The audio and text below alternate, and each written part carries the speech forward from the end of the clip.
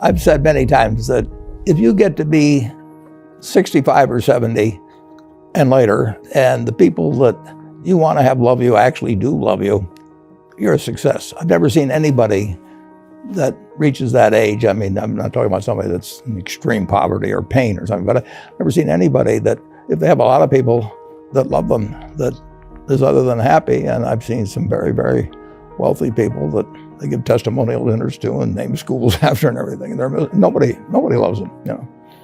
Their own kids would say, he's in the attic, you know. They never came. By far the best investment you can make is in yourself. I mean, for example, communication skills. I tell the students that come that they're going to graduate schools and business, and they're learning all these complicated formulas and all that. If they just learn to communicate better, and both in writing and in person, they increase their value at least 50%. If you can't communicate, somebody says, you know, it's like winking at a girl in the dark. Nothing happens, you know, basically. And you have to be able to get forth your ideas. And that's relatively easy. I did it myself with the Dale Carnegie course. Some people wish I'd taken a shorter course now in terms of my talking later on. But it's just hugely important. And if you invest in yourself, nobody can take it away from you. I mean, the second thing, which I'll get a certain criticism for not living it, but I do tell those students, you know, that if I gave you a car and it'd be the only car you get in the rest of your life, you take care of it like you can't believe. Any scratch, you'd fix that moment. You read the owner's manual, you keep a garage and do all these things. And you get exactly one mind and one body in this world. And you can't start taking care of it when you're 50. By that time, you'll have rusted out if you haven't done anything. So you should really make sure that you just remember that you just got one mind and body to get through life with and to do the most with it.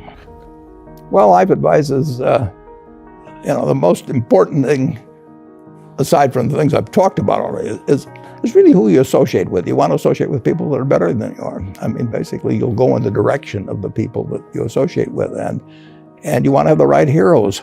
You want people, if you want to emulate somebody, you better pick very carefully who you want to emulate. And obviously, you can't pick your parents. They're going to have an enormous influence on you, but you don't get a choice on that. But you get choices as you go down the line, and who you admire, who you want to copy, and the most important for most people in terms of that decision is their spouse. It's also important in terms of a partner in business, but the partner in life is the most important one. You want to pick a spouse that's better than you are. And then he or she, and you hope they don't figure it out too fast. Now at 86, I mean, I've seen a lot of people that have gotten older, and I've never seen anybody that is 70 or pick an age who felt good about their children that felt bad about their life. You know, in all my experience, I've seen plenty of people with lots of money that where it hasn't worked out well in the family. They didn't feel good about their children. Or the children didn't feel good about them. You know, I mean, but whichever way. I mean, but in other words, they failed at the most important teaching job they had in personal relationship. And sometimes it happens for extraneous reasons. But I knew one fellow was extraordinarily rich. He put a lot of money in his kid's name. He didn't want them to have any control over it. Once a year, he would have dinner with them and try and get them to sign their income tax return in blank. Now, just imagine that, you know, with, in this case, 4 kids, none of them, he wanted to have enough confidence in them or to have, it's just crazy. I mean, he would woo them during this dinner and they knew exactly what was going on, and once a year, and then he'd bribe them sort of to sign their income tax return in blank so he could file and they wouldn't know what they had. I mean, when you have adults, I've seen just time after time when people have been successful. I've seen plenty of the other too, but successes in business and failure, and I don't think they feel that good about life. My most greatest satisfaction is just staying in good health. I mean, when you're 86, I mean, yeah, you look at this a little differently. I enjoy every day. The problem of trade is that the benefits are diffused and invisible. So you don't walk in and buy a pair of shoes or some underwear or anything, and it says you just saved 12% because this was purchased somebody. So 320 million people are buying things. The bananas come from Central. They're buying things cheaper than they would otherwise. But the harmful effects taking somebody out of a job they've had for 25 years when it's too late to retrain them or anything. They're very specific and terrible. Now, what you want to figure out a way is to keep the societal benefits and take care of the people that really are they're the roadkill, basically, in this. And there will be roadkill. I mean, there's no sense kidding yourself. I mean, we started with a textile mill at Berkshire. Half our workers only spoke Portuguese. They worked in hot conditions, loud conditions, and they spent 20 or 25 years on looms. When textiles moved elsewhere, their economic lives were ruined. And that is going to happen. That is part of trade.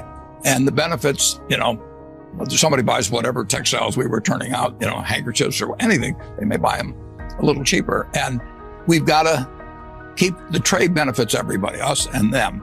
As a society, it penalizes certain people terribly. And we've got to take care of the people that are getting hurt because we've got the resources. And take care means what? It means that somehow you have to have some kind of, you got to have retraining and all that when that's feasible. But it isn't feasible when you only speak Portuguese and you're in New Bedford and you're 55 years old and you spent your whole life on a loom. You've got to make sure that person has an income that's commensurate. We can do it as a society. And we don't want to let the individual case prejudice against trade benefits everybody, but we also don't want to say because everybody's benefited, to hell with this guy. And we're rich, we can afford that, and we should do it. And that's how we'll get a good trade policy. Overall, in aggregate, our society will be far richer 10, 20, 30 years ago. And if you just take in aggregate, our children will live better. The real question is will it continue to leave lots of people behind? And a specialized market system will leave people behind. If somebody is, however you want to measure it, 10% below average, their opportunities in this world today have not improved at all, from 30 or 40 years ago. The classic situation is you take the Forbes 400 in 1982. Number one guy was Dan Ludwig. No, your viewers have never heard of him. And he had $2 billion. Now that it'd be 30 or 40 times that. 30 or 40 times. And this, more highly specialized economy, year after year, different from that agrarian economy of 200 years ago, it's going to be more and more people at the very top winning big time. And it really won't do, absent certain types of programs, it won't do much for the person that really doesn't have any special skills for the market. The average person, or slightly below average person in terms of particularly market talents, is not going to do very well unless we have policies to make sure that they participate in some way. And the guys at the top are going to keep doing better. Pardon me? Policies from government. It has to be government. Government is always, the market system is this traffic cop. It directs resources, it directs brains, and it does a great job of it. But if it also directs all the winnings, it will continually favor more people at the top. Government's always government came in with Social Security, and government, redirects the winnings so it isn't totally the market system that delivers the winnings. But I don't want to kill the market system in terms of producing at all. We want more and more stuff, but there will be more and more people falling further relatively behind, and that's not a good result. We can afford it. We can do better. And in this country, if you took the Forbes 400, they had $93 billion in 1982, and they have $2.4 trillion now. 25 times as much, not exactly the same people, but take the 400, 25 times as much as 35 years ago. And believe me, that does not strike somebody that's working 40 hours a week and trying to support a couple of kids on it and finding, and that their incomes remain the same or be less, or they just aren't participating. Or they're threatened by forces they can't comprehend. They can't. The market system just pays more and more. Just think, say you're a middleweight boxer, in the 30s you were limited to, you wouldn't even get on the undercard at Madison Square Garden, and it was limited. But then television comes along and cable comes along and pay-per-view, and tens and tens of millions of dollars. So at the top, it's terrific. But if you're the 45th best middleweight in the country, it's pretty much the same as it used to be in the 30s. So the spread gets wider.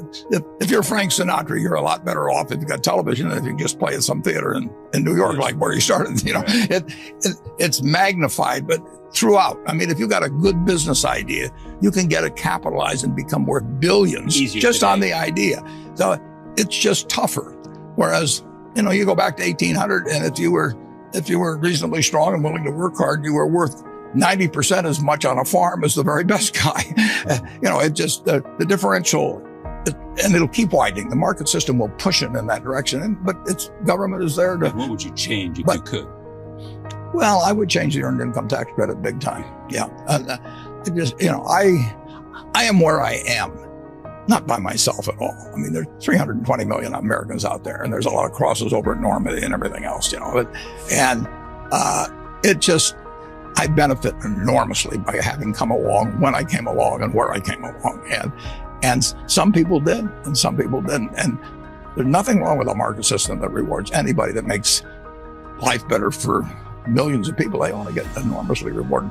But you got to take care of the people that just don't fit well into that particular niche. I mean, if this country paid off based on athletic ability, I could study 8 hours a day and have all these and I'm still gonna, I'll get in the ring or something like that, and 10 seconds later I'm on my back, So the talents that get rewarded in the market system are important because they bring us more of the goods and services that the country wants, and they make all kinds of improvements in how we live. Just incredible. But they leave people behind, and it won't be solved simply by education. A 2% growth rate, if we have a little less than 1% population growth, which we probably will, in one generation, 25 years now, people have kids a little later, will add 19,000 per capita, family of four, 76,000 to real GDP. So there will be family of four, on average, there would be 76,000 more stuff per family of four in one generation. I mean, we are going to have more, and the goose is going to keep laying more golden eggs. I mean, and we've got a wonderful system.